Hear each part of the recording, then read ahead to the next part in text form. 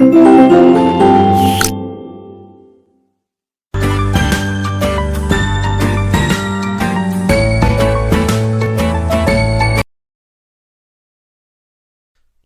Good morning, सुप्रभात सभी प्यारे बच्चों। मैं विशाल शर्मा आप सभी का स्वागत करता हूं आपकी एसटी सोशल साइंस क्लास में। Today we study chapter number 5 tribes communities. Tribes communities या जिन्हें आप जनजातीय समाज या समुदाय के नाम से भी जानते हैं, उनके बारे में हम यहाँ पर स्टडी करेंगे। चलिए, Bharat is the land of diversity. Bharat विविधता की भूमि है। People of different backgrounds live in Bharat. Bharat में डिफरेंट पृष्ठभूमि के लोग रहते हैं। A large number of specific groups of people in Bharat are categorised as tribals. एक बड़े स्तर के लोगों को, एक समुदाय को हम ट्राइबल्स के नाम से जानते हैं। They live in natural environment of forests far away from cities and villages, यानी कि वो गांव और शहरों से स्पेशली दूर रहते हैं। They are untouched by the development and with science and technology. वो साइंस, तकनीक और डेवलपमेंट से बिल्कुल दूर रहते हैं। They have lived like undisturbed for several years in these forests. वो इन जंगलों में बहुत सालों से रह रहे हैं। The only changes that came in their lives was the change in the place of their dwellings. They traditionally spent a nomadic life. वो एक ट्रेडिशनल लाइफ जीते हैं, but now they have started living a stable life as expansion of agriculture and urbanization has not left any options for their nomadic nature of existence. जैसे जैसे agriculture का development हुआ है, शहरीकरण हुआ है, वैसे वैसे ही क्या हुआ है बच्चों, उनका जो एग्जिस्टेंस है वो बिल्कुल उसी तरीके से जीने पर प्रभावित हुआ है। These tribals existed even in the medieval period, but we know a little about them due to the following reasons. ये medieval period से इस भारत में थे, लेकिन हम इनको नहीं जानते थे क्योंकि the tribals used to live in far flung areas like remote villages. वो बिल्कुल दूर दराज जंगलों, पहाड़ों और गाँव में रहते थे। They did not easily allow anyone to enter in their community, so it was very difficult to know about them and their culture. वो लोग अलाउ नहीं करते थे कि आप हमारे एरिया में एंटर करें, और इसलिए हम इनको नहीं जान सकते थे, इनकी कल्चर को नहीं जान सकते थे। सोर्सेज समझते हैं क्या है। The study of the tribal culture and life style, one has to be friend of tribals and live with them. Study of the life style, उनके जीवन का अध्ययन करना। And the culture is a part of the science of anthropology, यानी कि इनके जीवन का स्टडी को करने को हम एंथ्रोपोलॉजी कहते हैं। The anthropologists become friends of the tribal and studied their roughness, social customs, languages, religious etc. Documented them. In anthropologist ने इनके बारे में स्टडी किया। दे आल्सो प्रिपेयर्ड डॉक्यूमेंट्स, और उन्होंने उनकी cultural songs, dances, folk dances etc. को study करके एक डॉक्यूमेंट्स तैयार किए। चलिए, टाइप्स ऑफ ट्राइब्स देखते हैं हम, कौन कौन सी ट्राइब्स हैं। यहाँ कुछ फोटोज आपके सामने लगे हुए हैं जो ट्राइब्स के बारे में हमें बताते हैं। चलिए देखते हैं। The tribes are classified into different types of the basis of their religious beliefs and practices or depending upon their geographic region. हम इनके geographic region, इनकी languages, इनके races और economic activities के आधार पर हम इनको study कर सकते हैं। ये लोग specially hunting, farming, food gathering और डांसर्स, कैटल हर्डर्स आदि काम यहाँ पर करते हैं। चलिए नेक्स्ट देखते हैं। ट्राइबल कम्युनिटीज क्या है। Tribal communities, many tribal communities were with their distinct life style, इनकी अपनी अलग लाइफ स्टाइल होंगी, कस्टम्स होंगे, विश्वास होंगे, धर्म होंगे। Some communities grew stronger with time and controlled a lot of territory, एक बहुत अच्छे भू क्षेत्र पर ये लोग कंट्रोल करते हैं। लाइक इन पंजाब, पंजाब में the tribes like Gakhars were very powerful, बहुत पावरफुल है, and were the part of the Mughal mansabdari, और मुगल मनसबदारी सिस्टम का ही हिस्सा रहे हैं। Another tribes Khokhars were also very powerful tribe in Punjab, Khokhars जो हैं वो पंजाब में काफ़ी शक्तिशाली हैं। Some communities were large and some were small and growing communities, कुछ बड़े छोटी हैं और अभी भी डेवलपमेंट कर रही हैं। The Baloch tribe in the north west was also a powerful tribe. Baloch जनजाति भी काफी पावरफुल है।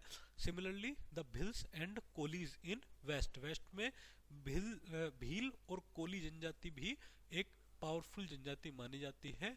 गोंड्स सेंट्रल भारत में, चेराज, मुंडाज, खासीज, संथाल्स, नागास एंड अहोम्स ये ईस्ट में काफी शक्तिशाली जनजाति हैं। साथ ही साथ south was inhabited by Todas, Kurgas, Maravans and Badagas, Varda and the Vettars. ये कुछ पावरफुल कम्युनिटीज या ट्राइब्स हैं। देखते हैं मोबाइल ट्राइबल कम्युनिटीज क्या है। Most of the tribal kept on moving from one place to another and led a nomadic life. दस एक बंजारा टाइप कुछ जनजातियां जीती है और एक प्लेस से वो दूसरे स्थान पर जाती रहती हैं। दे कॉल्ड नोमाड्स, उनको हम नोमैड्स के नाम से जानते हैं। They were mostly the pastorals who kept on moving in search of pastures for their animals। अपने एनिमल्स के लिए भोजन की खोज में वो निकलते हैं। when the food for the animals got exhausted they would move to another place। जब उनके पशुओं के लिए खाना खत्म हो जाता है फिर वो नए स्थान पर चले जाते हैं। they used to sell the milk of their animals or exchanged milk for grains, honey, wool etc। वो जानवरों का दूध निकाल करके उन्हें सेल करते हैं, उसको सेल करते हैं और उसके बदले में अपनी जरूरतमंद चीजों को पूरा करते हैं। These kinds of nomads were called as the nomadic traders। इन्हें nomadic traders के नाम से जाना जाता है। These nomads were also in the trade of animals like horses, goats, buffaloes। इनके पास ये जानवर भी होते हैं। They were also known as transporters of the rulers and they carried the produce to the towns and cities on their animals during the Delhi सल्तनत। दिल्ली सल्तनत में ये लोग शासकों के ट्रांसपोर्टर्स हुआ करते थे। As the tribals came in the contact with the outer societies, जैसे ही आउटर सोसाइटीज के संपर्क में आते हैं they also got changed with the passage of time. They left the nomadic nature of their community and became settled farmers. उन्होंने community में nomadic nature को त्याग दिया और बिकेम सेटल्ड फार्मर्स, और एक सेटल्ड किसान के रूप में ये आने लगे जैसे जैसे डेवलपमेंट हुआ। With the passage of time they grew stronger and started dominating regions around them। with the growth in their power they even established their independent kingdom। और फिर बाद में उन्होंने धीरे धीरे अपनी एक इंडिपेंडेंट किंगडम बनानी शुरू कर दी। यहाँ द गोंड्स एक केस स्टडी हम यहाँ करेंगे गोंड्स जनजाति के बारे में। The Gonds had been living in upper Narmada valley, यानी कि मिडिल या सेंट्रल इंडिया में नर्मदा वैली के आसपास ये लोग रहते हैं। They probably got their name from the Telugu word konda, यानी कि कोंडा वर्ड से इनका नाम जनरेट हुआ है। The Gonds were the most powerful tribal community in central Bharat. मध्य भारत में एक बहुत ताकतवर जनजाति है। So according to their name the Gonds used to live in hills of Narmada valley and the neighbouring areas which all together were known as Gondwana, यानी कि इस एरिया को हम गोंडवाना के नाम से भी जानते हैं। Today Gonds are found in Madhya Pradesh, Chhattisgarh, eastern Maharashtra, northern Andhra Pradesh and western Orissa में ये लोग रहते हैं। द गोंड्स वर फियरलेस, बिल्कुल डरते नहीं हैं, साहसी होते हैं और काफ़ी हार्ड वर्किंग होते हैं। इनकी जो लैंग्वेज है गोंडी और हिंदी ये दोनों बोलते हैं। The Rajputs ruled over the Gonds till 12th century। Later, the Gonds united themselves and established a powerful Gond state where many Gond kingdoms और chiefdom flourished। उसके बाद इन्होंने अपने साम्राज्य को इकट्ठा किया। By the 15th century, several Gonds dynasty had established themselves with strong Gond kingdoms over the present day region of Madhya Pradesh and Maharashtra. 15वीं शताब्दी से ये लोग मध्य प्रदेश और महाराष्ट्र में अपने आप को स्टेब्लिश कर चुके हैं। The Gond state was called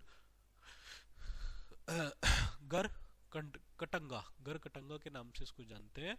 they had Capitals of मांडला, खेरा, चंदा एंड देवगढ़, ये इनकी राजधानियां थी। They established their kingdoms close to rivers and the capitals well enclosed in the dense forest regions। The land around rivers produced food for the population and dense forests provided safety to the capitals।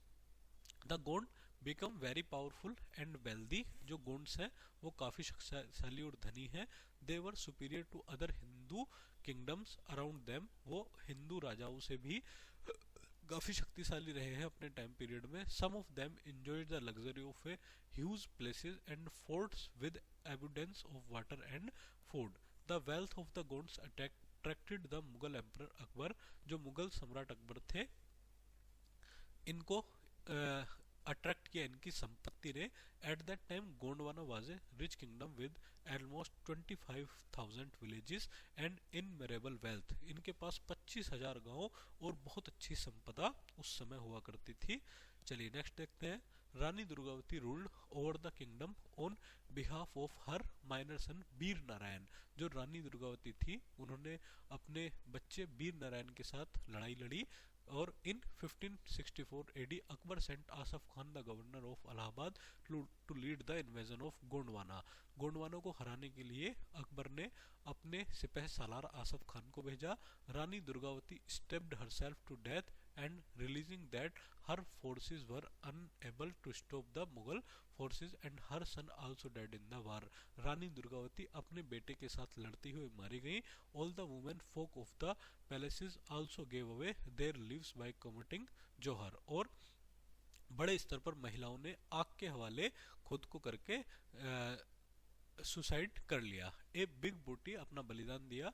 A big बूटी of gold silver jewels and perils was taken away by Asaf Khan, Asaf Khan यहाँ से बहुत बड़े स्तर पर सोना चांदी और मोती वगैरह लेकर के गया। Later the Gondwana kingdom was crushed completely in 18th century by the Marathas, और बाद में मराठाओं के द्वारा 18वीं शताब्दी में इसको पूरी तरह से खत्म कर दिया गया।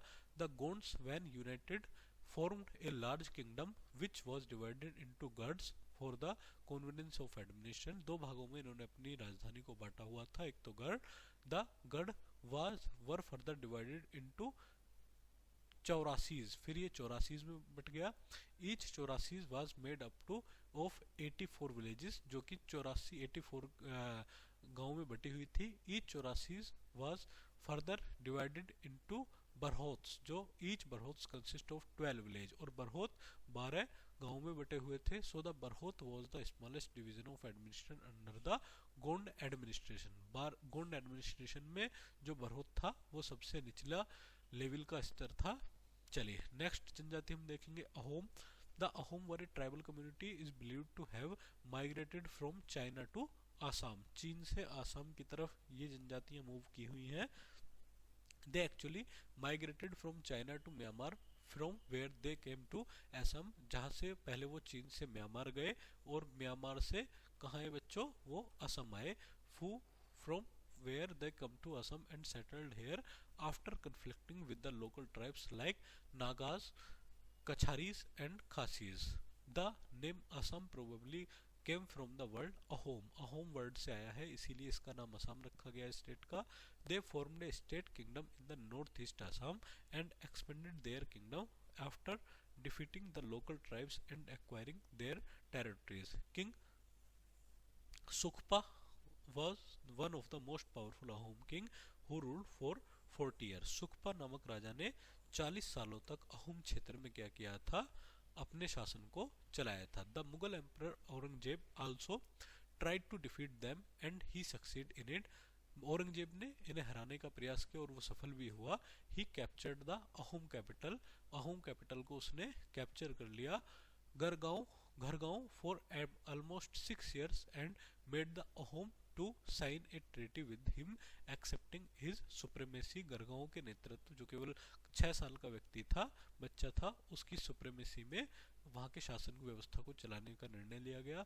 But he was again driven away the Ahoms, the kingdom of Ahoms attend height under the rule of Rudra Singh, जो रुद्र सिंह नामक एक राजा थे, उनके समय में ये अपनी चरम सीमा पर पहुंची थी।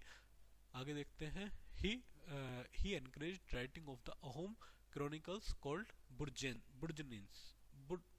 बुरंजिस, यानी कि जो उनके क्रॉनिकल्स थे, उनका हिस्ट्री था, उसको लिखने का काम किया। ही also established trade relations with neighbouring Tibet, आसपास का जो तिब्बत एरिया था, उस तिब्बत एरिया के साथ भी अहोम के व्यापारी अहोम के राजा ने व्यापार को बढ़ाना शुरू किया।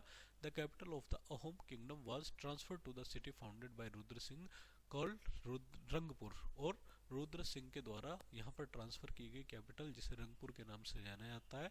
There the first ever amphitheatre was built. It was called Ranghar, इसको हम रंगघर के नाम से जानते हैं। It was an oval shaped two-storied building hosting sporting events which were watched by the Ahom royal families, और it was an oval shaped by storied building hosting sporting events, और इस समय बड़े स्तर पर होस्टिंग इवेंट्स किए जाने लगे जो अहोम की रॉयल फैमिली से बिलोंग करते थे। The Ahom lived in the houses made of bamboo, जो बैम्बू बांस के बने हुए होते थे उनमें निवास करते हैं। दे एट राइस, चावल खाते हैं। The rice cultivation was one of their major occupations, चावल की खेती इनका मुख्य व्यवसाय है। दे आल्सो ड्रैंक लिक्वर, और लिक्वर वो पीते हैं। The farmers also used to serve as army in case of war. They worship the Ahom deity. Many of the Ahoms turned to Hinduism and are known to build temples and giving gifts to the priests and Hindu temples। बहुत से Ahom Hinduism में धर्म को अपनाया उन्होंने, और बहुत से हिंदू मंदिरों को उन्होंने गिफ्ट वगैरह प्रोवाइड किए। चलिए बच्चों, आज का टॉपिक हम यहीं खत्म करते हैं, मिलते हैं जल्दी नई क्लास में, तब तक के लिए थैंक्स।